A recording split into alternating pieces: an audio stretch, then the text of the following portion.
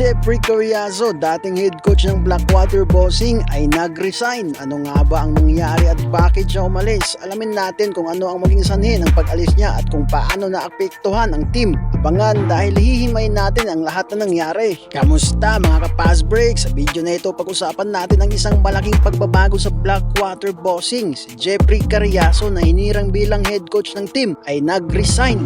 Ano nga ba ang nangyari sa 3 taon niyang pamumuno? Alamin natin at tuklasin ang mga naging dahilan ng kanyang desisyon at anong ibig sabihin nito para sa team. Si Coach Jeffrey Carriazo ay nahirang bilang head coach ng Blackwater noong 2023.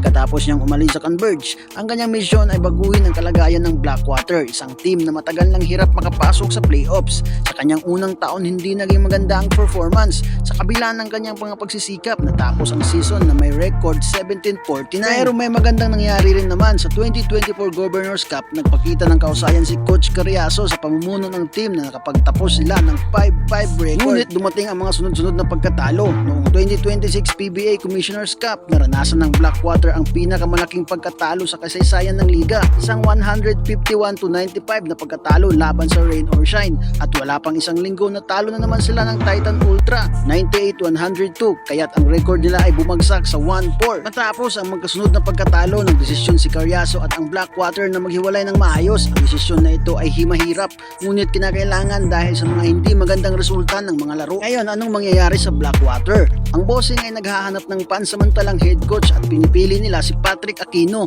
Siya ang matutulungan sa team upang magbalik loob at magsimula ng bagong yugto para sa Blackwater. Ang pag-alis ni Coach Carriazo ay isang malaking pagbabago sa PBA. Isa itong paalala na ang sitwasyon ng isang team ay maaaring magbago agad at kahit ang pinakamahuhusay na coach ay hindi palaging magtatanggubay sa bawat pagkakataon. Ang tanong, ay babangon pa ba ang Blackwater sa ilalim ng pamumuno ni Aquino o nangangailangan pa ng mas malalim na pagbabago upang makabalik sa playoffs? Tanging panahon ang makakapagpasabi nito. Ano sa tingin mo ang desisyon ni Coach Jeffrey Carriazo? Makakabangon pa kaya ang Blackwater sa ilalim ng bagong leadership ni Patrick Aquino? I-share ang inyong opinion sa comment section. Para sa pinakahuling balita at analysis tungkol sa PBA, NBA, mag-subscribe at i-click ang notification bell para hindi mahuli sa mga updated na balita sa NBA at PBA. Peace out mga ka-pass break.